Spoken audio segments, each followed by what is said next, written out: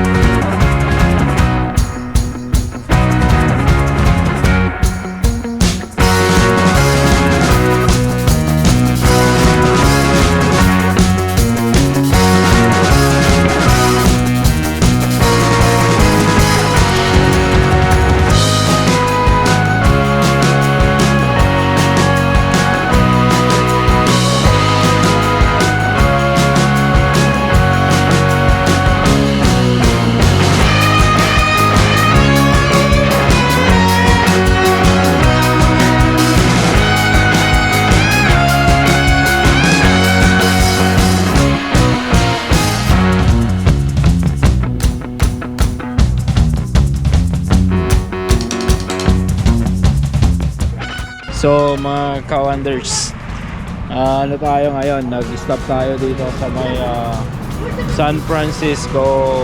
So daming mga outlet yon, San Francisco outlet. Gusto pa nila yung mahal pa na bibili. So naninibago kami, pati sa paggagas naninibago kami. Gallon per liter. Tayo dyan sa Canada per liter, sila dito per gallon. Tinaya ako sa nakakalaki ka daw namin. Ako na-try, ako pa gasolina. For next story, yung mga lalaki. Tumboy ka eh. Nakakalito nga. Nang linya eh. Oo. Oh, lang. $20. Biglang may niligo, biglang may So per gallon sila dito, per gallon. Marami na ba yung gallon? Oo. Kasi natin per liter eh. Outside na to ng San Francisco actually. So parang in between siya ng San Francisco, Oakland, and Sacramento. Para lang magbili ng kape and mag-gas up din. So we're heading to Los Angeles. And then sabi ng GPS, meron pa kaming almost 5 hours to travel from here to Los Angeles. And then parang nag-aatrasan kami mag-drive kasi naninibago kami. Kasi number one, yung mga signs medyo kakaiba. Hindi naman kakaiba, kaso nga lang kung di mabilis yung mata mo. Tapos maraming mga drivers din ang parang singit-singit na parang hindi kami sanay. Kasi nga hindi kami sanay ng ganong drive. Okay lang. So kung sino po yung babae, siya yung nagda-drive sa amin kasi mas mabilis ang mga mata niya. Ako kasi medyo malabo na eh, no? So yun, it's our day 2 here, no, sa US. Yung first day namin medyo hindi naging maganda kasi puro delayed yung flight namin. And then yung waiting time namin napakatatagal. Tapos nawalan pa ng bagahe yung isang kasama namin hanggang sa ayun, parang hating gabi na nung makapunta kami, makauwi kami na, or makarating kami sa aming hotel. And then pinilit na lang namin puntahan ang kaya naming puntahan kaninang umaga kasi before or after 11 kailangan namin makaalis ng San Francisco kasi yun nga 6 hours pa yung biyahe namin to Los Angeles. So doon mabibisit natin yung mga iba-ibang lugar. So basically San Francisco, Utah, then ano yun, Phoenix, tsaka may isa pang lugar kami pupuntahan. And then a 10 days trip, no? And then we're heading back to Canada na after that, no? So the end of our journey or trip is Phoenix, sa Phoenix na. Alright, so guys, hintayin ko muna sila at magkakape muna kami. Mga nini-nervyos. Yeah, ito. Wala akong nakitang ano eh. Palit driver kami ngayon kasi tulog muna kami. Palit din naman ko. Oo. So may bago kami estudyante ngayon magdadrive dito. Shoulder check ka, oh. So ayan. Shoulder check ka, maraming sumisingit dito. Go! So here's our Dunkin' Donuts. We have a classic donuts and a matcha. Here. Okay. Wow! Gusto ko to! And we miss it. Okay. Guys, we're Mamaya gonna sabihin try it. Oo. Mamaya sabihin nyo, kulang ha. Video ko lang.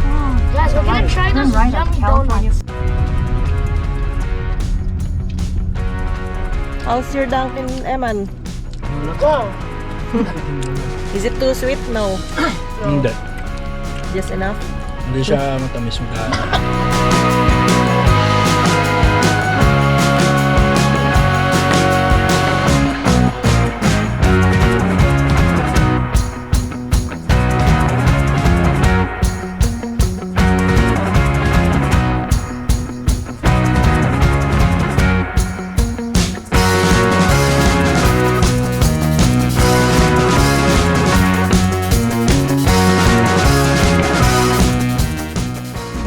Alright guys.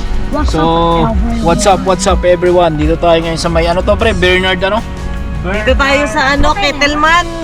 Slash Kettleman, California. So, Slash gas up crash ulit natin was hanging out with bago Dusty natin Head ma-reach yung Los 131 Angeles. days ago. No? So, magka-gas up muna tayo ulit. Kettleman. What's up guys? So, nandito kami ngayon sa Kettleman City, California or Kulang pa rin talaga rin lang. Los Angeles, no? 2 bars. So 2 bars guys, pa. nag-gas up kami. Ang sabi ng kumpare ko, kulang pa rin yung gasolina namin kasi hindi namin matadya kasi per gallon sila dito, hindi kami sanay. Ang alam namin dito per liter kasi kami sa Canada, di ba? Sila dito is per gallon. Tapos nag-assume lang kami $30, $40 ganun. Tapos hindi pa namin sasakyan to, rent a car to. So tsambahan na lang, no? Sa cellphone ko. So guys, yun, malapit na kami makarating, no? No. Okay. So kita-kits tayo sa Los Angeles.